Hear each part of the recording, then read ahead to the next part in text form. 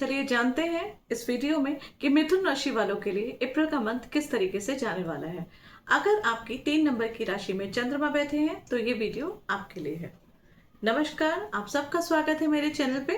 अगर आपने अभी तक मेरी वीडियो को सब्सक्राइब नहीं किया है तो जल्दी से सब्सक्राइब कर लीजिए, जिससे फ्यूचर में आने वाली वीडियोस का अपडेट आपको मिलता रहे। तो अब हम बात करते हैं कि जेमिनाई राशि मतलब मिथुन राशि का अप्रैल का मंथ कैसा जाने वाला है। तो ये देखिए, ये पूरे महीने जेमिनाई राशि वालों का कुंडली कुछ इस तरीके से रहने वाली है। आप देखिए, चंद्रमा जो है वो 3 नंबर की राशि में बैठा हुआ है। आप भी अपनी कुंडली में चेक करिए, अगर चंद्रमा 3 नंबर की राशि में बैठा है तो आपकी कुंडली कुछ इस तरीके से होगी और ऐसे ही पता चलेगा कि प्लैनेट्स ट्रांजिट किस तरीके से कर रहे हैं और उसका इफेक्ट आपकी लाइफ में क्या क्या पड़ रहा है। तो यहाँ पे हम देखते हैं कि 12 नंबर की राशि मतलब मीन राशि में आप देखें तो 6 प्लैनेट्स बैठे हुए हैं। आप मोस्टली हम लोग एस्ट्रोलॉजी में 9 प्लैनेट्स की ही बात करते हैं, कभी भी नेपच्यून, यूरेनस और प्लूटो की बात नहीं करते हैं। यहाँ पे आपने देखा, मैंने हाईलाइट करके नेपच्यून को भी लिखा हुआ है, क्योंकि नेपच्यून का भी ट्रांजिट मीन राशि में 2011-12 में हुआ था, जो कि आगे 2026 तक रहेगा और इसका भी इफेक्ट यहाँ पे बहुत ज्यादा पड़ेगा। ये उसकी नेपच्यून की फेवरेट राशि है। जैसे हर प्लैनेट की एक फेवरेट राशि होती है, एक उच्च की राशि होती है, वैसे नेपच्यून की भी ये फेवरेट राशि है। नेपच्यून का कैसा नेचर होगा उसके लिए मैं वीडियो आगे बनाऊंगी, जिससे कि आप लोग को और चीजें क्लेरिफाई हो। लेकिन अभी मैं आपको शॉर्ट में बता देती हूँ कि चंद्रमा, वीनस और केतु, अगर इन तीनों का कॉम्बिनेशन करा जाए ना और उनकी इंटेंसिटी को और ज्यादा हाई कर दिया जाए तो वो होता है नेचर नेपच्यून का। मतलब स्पिरिचुअल एक्टिविटी, क्रिएटिविटी और ज्यादा बढ़ जाती है।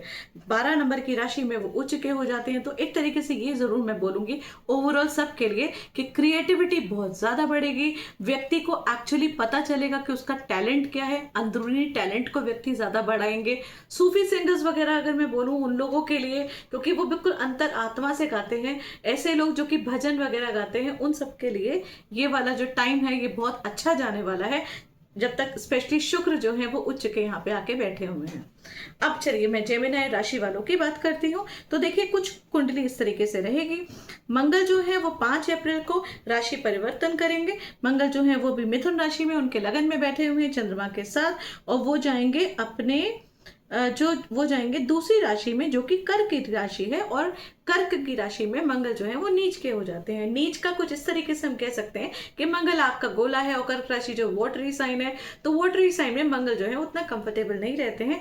तो इसलिए हम ये कह सकते हैं कि मंगल यहाँ पे नीच के हो जाएंगे, मतलब जो उनका पावर है वो उसको उस तरीके से एक्सप्रेस नहीं कर पाते हैं।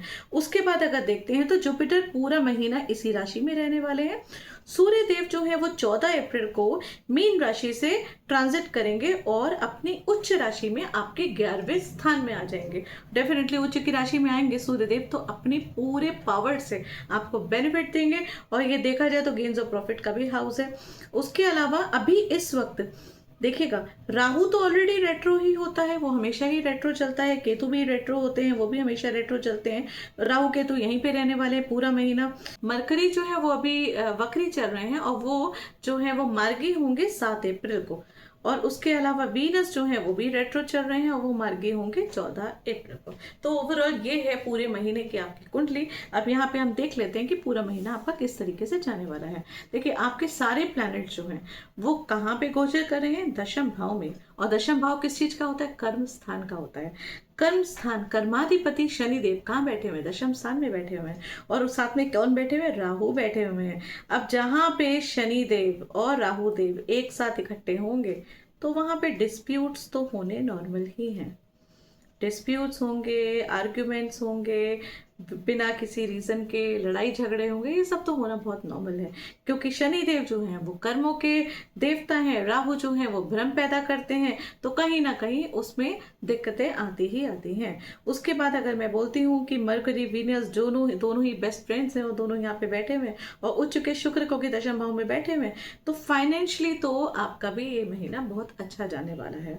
उसके अलावा अगर मैं यहाँ बोलती हूँ तो यहाँ जो कि शुक्र आपके पंचमेश भी हैं, मतलब आपके पंचम के भी स्वामी हैं और आपके 12th हाउस के भी स्वामी हैं, और वो जाके आपके दशम भाव में बैठे हैं। इट मीन्स कहीं ना कहीं आपको बहुत टाइम से जो प्रमोशन नहीं मिल रहा था जॉब में, उसके मिलने के आपको चांसेस हैं, आपको ऑफर मिल सकता है डेफिनेटली। लेकिन साथ में आपको किस चीज़ से बचना है, आपको अपनी प्रोफेशनल लाइफ में जो आपस के कोलीग्स हैं उनके संग आर्ग्यूमेंट्स में नहीं फंसना है, किसी की बातों में नहीं आना है, इस चीज़ का आपको ध्यान रखना है।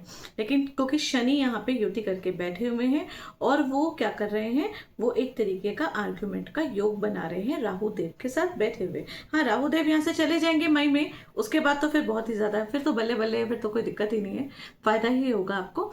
और अगर मैं बोलूँ तो कोई भी चीज जो है वो और ज्यादा बेनिफिट होगी आपकी कब, मिड ऑफ अप्रैल में, जब सूर्य देव जो है वो यहाँ से चले जाएंगे और बैठ जाएंगे कहाँ पे, गेन्स ऑफ प्रॉफिट के हाउस में। सूर्य देव जो है साल में एक बार एरीज राशि में, अपनी फेवरेट राशि में जाके बैठते हैं, और वो कहाँ पे पड़ रही है, वो आपके पूरी कुंडली में आपके 11वें भाव में पड़ रही है। तो 11वें भाव में सूर्य देव चले जाएंगे तो आपको बेनिफिट ही देंगे। आपको देखा जाए तो आपको ये जो है बेनिफिट ही देंगे। फिर देखा जाए तो सूर्य देव जो है आपके तीसरे भाव के भी स्वामी हैं, तो तीसरे भाव के स्वामी जाके 11वें भाव में बैठेंगे तो आपके ट्रेवल्स भी होंगे और उन ट्रेवल से आपको बेनिफिट भी होगा। हो सकता है कि आपको प्रोफेशनली कोई ना कोई बेनिफिट हो और उससे आपको ट्रेवल करना पड़े, या अड़ोसी पड़ोसी के साथ कोई आप किसी ना किसी कहीं ना कहीं जाने का प्लान बना सकते हैं, अपने छोटे भाई बहनों के संग जाने का कहीं प्लान बना सकते हैं। अब अगर मैं आ जाती हूँ आपकी लव लाइफ में, तो डेफिनेट बात है कि शुक्र देव जो हैं वो उच्च के होकर आपके दशम भाव में बैठे हुए हैं, तो आपकी लव लाइफ तो बहुत अच्छी जाने वाली है पूरा महीना, उसमें तो कोई भी दिक्कत नहीं होने वाली है। हाँ, लेकिन फिर भी मैं ये बोलूँगी कि अगर आप लव लाइफ के अलावा अगर आप चाहते हैं अपने रिलेशनशिप में, मतलब अगर आपके स्पाउस वाली बात कहूँ तो ये कह सकते हैं कि बेफिजूल के आर्ग्यूमेंट से बचिएगा।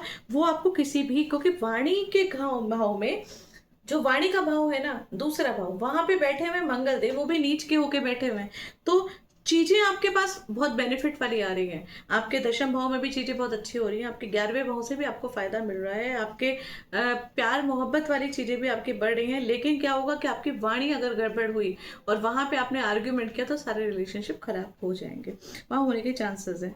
उसके अलावा मैं ये बोलूंगी कि अगर स्पाउस के साथ रिश्तों में आपको मैं ये बोलूंगी कि थोड़ा अनबन से बचिएगा, स्पेशली 14 अप्रैल तक तो बचिएगा। सूर्य देव को थोड़ा सा वहां चले जाने दीजिए, उसके बाद ही कोई किसी भी काइंड ऑफ मैं कहूंगी कि स्पाउस के साथ आप पंगा लीजिएगा। उसके अलावा अगर मैं ये बोलती हूँ कि कुटुंब में आपके जो है कलह कलेश होने की थोड़ी सी संभावना दिख रही है, इसलिए मैंने स्पेशली बोला कि आप इन्हें एटलीस्ट 14 अप्रैल तक किसी भी तरीके के लड़ाई झगड़े में मत फंसिएगा।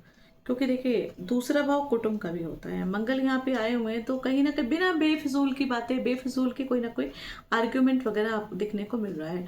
हाँ, अगर मैं बोलूँ पार्टनरशिप के लिए भी मैं बोलूँगी तो लाइफ पार्टनर के साथ थोड़ा सा वो हो सकता है, लेकिन अगर मैं बिजनेस पार्टनर के हिसाब से बोलूं तो उसके लिए ना आपका ये टाइम अच्छा है।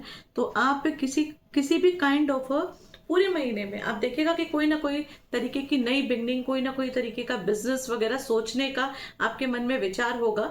और हाँ, उससे आपको आगे जाके एक लॉन्ग टाइम में, लॉन्ग टर्म के हिसाब से अगर मैं देखूं तो वो बेनिफिट भी यहाँ पे नजर आ रहा है। आपको रेमेडी क्या करनी है, देखिए आपके जो लगन के स्वामी है वो है बुध, जो कि 7 अप्रैल तक रेट्रो हैं और उसके बाद वो मार्की हो जाएंगे। आपको बुध के बीज मंत्र का तो हमेशा ही जाप करते ही रहना है, जिससे कि आपका लगन स्ट्रांग रहे। उसके अलावा क्योंकि दूसरे भाव में मंगल जो है वो बैठे हुए हैं 4 नंबर की राशि में, तो यहाँ पे आपको अपने चंद्रमा को भी स्ट्रांग करना होगा और मंगल को भी स्ट्रांग करना होगा। तो चंद्रमा को स्ट्रांग करने के लिए आपको सजेस्ट करूंगी कि पूर्णिमा का या तो व्रत रखिए या फिर चंद्रमा के नीचे आप 10 से 15 मिनट तक जरूर बैठिए, वो भी फुल मून डे वाले दिन। हनुमान चालीसा करिए, पक्षियों को दान डालिए, दुर्गा सप्तशी का पाठ करिए, बस। उसके अलावा क्या करना है, बाकी तो अगर ओवरऑल देखते हैं तो ये महीना आपका अच्छा ही जाने वाला है। ये तो हो गई जनरलाइज कुंडली।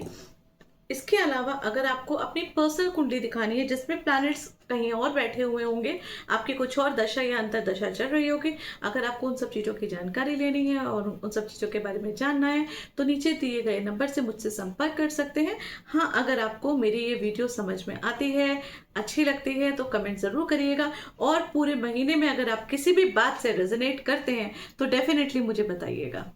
धन्यवाद।